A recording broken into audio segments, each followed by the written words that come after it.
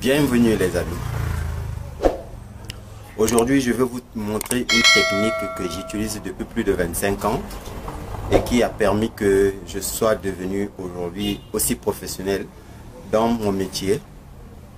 Et cette technique aussi a fait de moi, a élevé aussi mon niveau de repassage, et ça a permis aussi qu'aujourd'hui que je donne de la qualité, de la performance et surtout donner une très bonne image sur le métier que j'exerce. J'ai choisi de vous montrer cette technique parce que après plus de 25 ans d'expérience, j'ai remarqué que beaucoup de personnes n'arrivent pas à employer ces techniques. Voilà pourquoi ces personnes n'arrivent pas à bien faire leur repassage. Cette technique, c'est sur le fer à repasser. Je vais vous montrer comment est-ce que vous pouvez savoir ou bien connaître à tenir votre fer à repasser. Parce que beaucoup ont tendance à tenir le fer à repasser, mais à ne pas savoir comment le manipuler. Et ça, c'est très important dans notre métier, dans le métier de repasseur que nous faisons tout le temps. Donc, si vous voulez avoir un très bon repassage, si vous voulez savoir comment manipuler un fer à repasser, comment le tenir, je vous prie de rester jusqu'à la fin de la vidéo et comme ça, vous saurez de quoi il s'agit exactement. Donc, rentrons dans le vif du sujet. Déjà, nous avons notre fer à repasser qui est là devant nous. Là, je ne suis pas en train de faire le repassage, je vous montre juste la technique que j'utilise pour faire un bon repassage. Pour faire un très bon repassage, un repassage professionnel. Comment vous pouvez tenir votre fer à repasser? Alors, dans les premiers cas, on ne tient pas un fer à repasser comme je le tiens maintenant. Là, regardez bien, on ne le tient pas de cette manière. Et je vous dis ça par expérience, mes frères. Ça me fait déjà 25 ans, plus de 25 ans dans ce métier, je sais de quoi je parle. On ne tient pas un fer à repasser de cette manière. Si vous tenez votre fer à repasser de cette manière, ça veut dire que au fil du temps que vous utilisez le fer, au fil du temps que vous êtes devant un fer, vous allez avoir les malheurs de poignée. Ça, c'est la première des choses. La deuxième des choses, c'est que vous n'aurez pas assez d'appui sur votre fer. Parce que ça aussi, il faut le souligner. Le fer, quand nous repassons, il ne s'agit pas seulement de passer un coup de fer de cette manière, mais il faut aussi s'appuyer. Donc, si vous tenez de cette manière, vous n'aurez pas assez d'appui sur votre fer à repasser. Ça, c'est la deuxième des choses.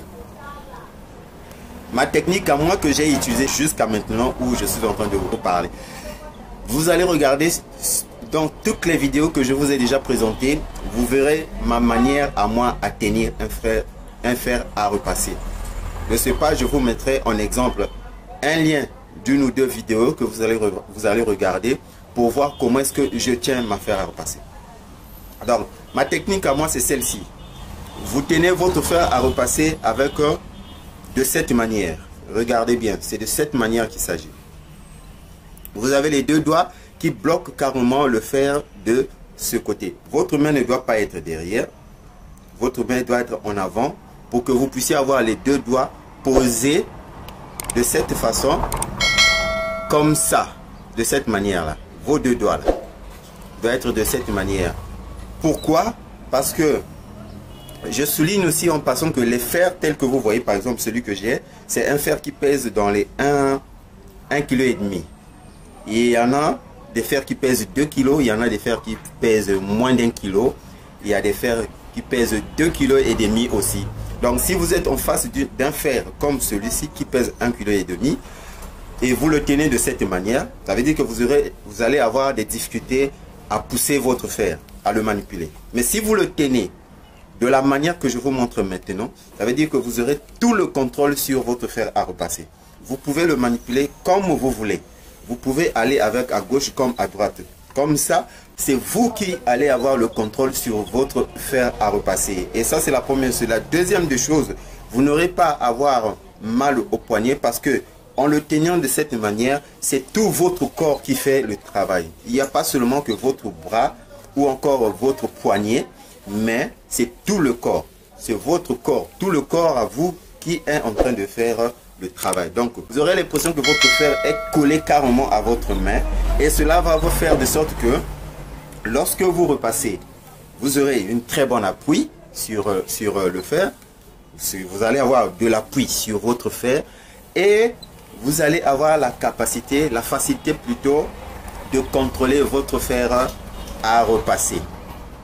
Voilà la technique qui m'a permis aujourd'hui d'atteindre un niveau très élevé dans le repassage et avec mon expérience de plus de 25 ans maintenant que j'exerce, a fait de moi un professionnel dans ce métier. C'est comme ça que je tiens toujours mon fer à repasser depuis des longues années et je vous assure que le résultat est très positif. Voilà ce que j'avais à vous donner aujourd'hui mes amis. Je pense que vous avez bien saisi la leçon. Surtout, n'oubliez pas de mettre ce que je vous apprends en pratique parce que sur cette chaîne, on apprend tout sur le repassage et aussi sur les fers à repasser. Et surtout, n'oubliez pas de vous abonner à la chaîne. On se revoit à très bientôt. D'ici là, portez-vous bien.